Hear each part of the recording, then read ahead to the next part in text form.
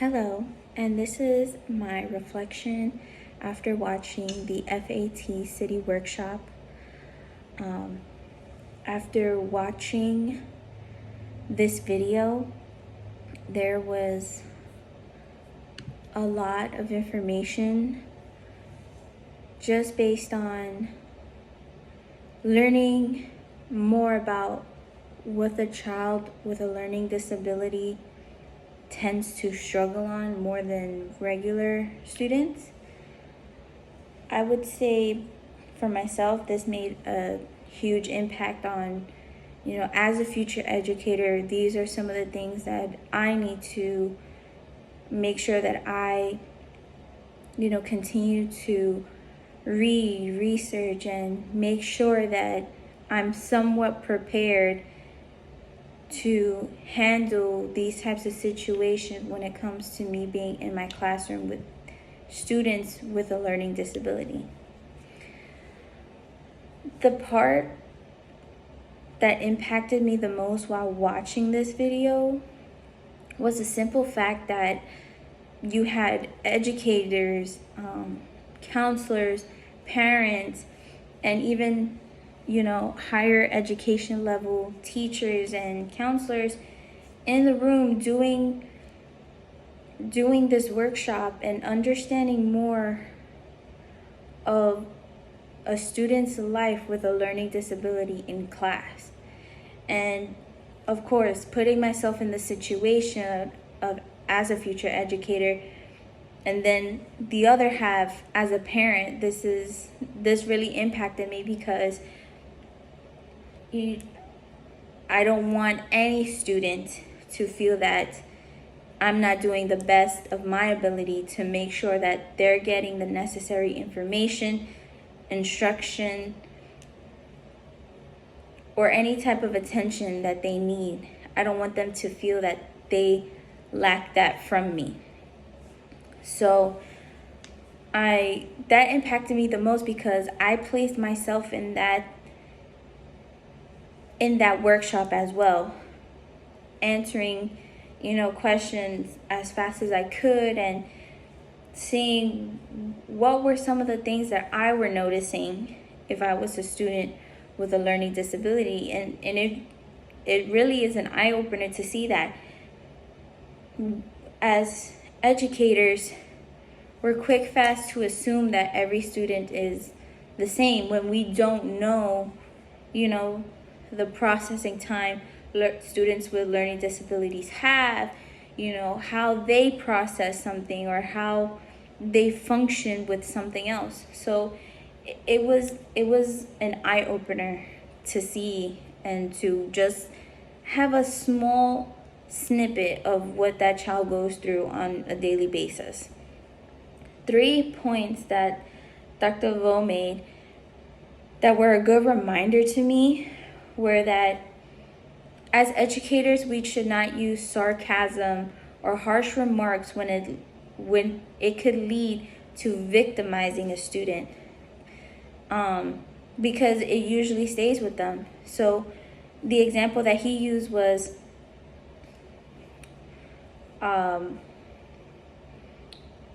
it was with animals, and he was trying to get an answer as fast as he could from the student or student, and the student was not answering fast enough, or the student was saying something that was completely different from what their perception was.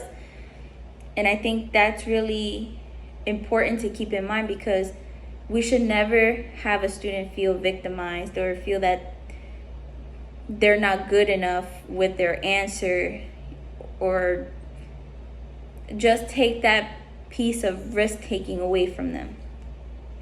Another point that he pointed out that really sticks with me is that when students are placed in an anxiety situation or an anxiety state, they don't produce good quality work. And with this, it really was a good reminder, because it reminded me as a student, I was the same way. I did not like being put on the spot, like impromptus, conversation. It was such an anxiety for me to just go in and jump and do something when I had nothing to either prepare for. I was just not comfortable speaking with my peers. So we should not put any anxiety situation on a student, period, with a learning disability or not. It just doesn't create good quality work. And lastly, something that was new to me and also provided a good reminder was that students with learning disabilities take twice as long to process information because they don't understand the language. Right now, I could be speaking fast. To a student with learning disability, I could be speaking completely gibberish at an accelerated amount of time. Or I can be talking really slow and moderate, and they still might think that I'm talking really fast when that's not the case.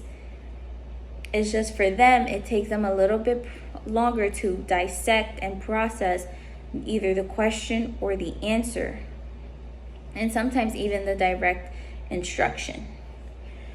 3 strategies within this video that I've learned that I will keep with me near and dear would be that in order to create a calm environment and not put my student in an anxiety state, is with children with learning disabilities, it's good to create a secret language between teacher and student in order to allow them that time to process, in order to understand and make connection.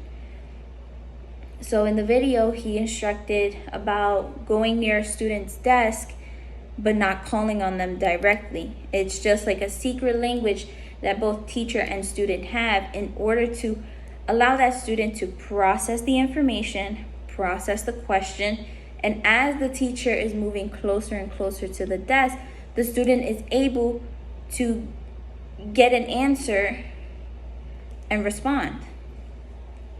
The other strategy that I choose to implement, or I'm going to implement in my future classroom, is being a trained and experienced teacher. I need to give these students direct instructions, because direct instructions not only helps them build on what they know now, it's giving them that extra help, that extra attention, that extra, I'm here to help you, I'm here to help you understand. It gives them that boost that they need.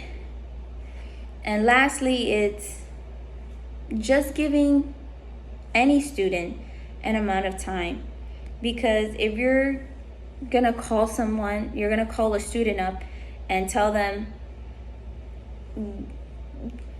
an impromptu question like Santa Claus and Christmas, some students again are not going to be able to come out with a 2-minute presentation, on the spot.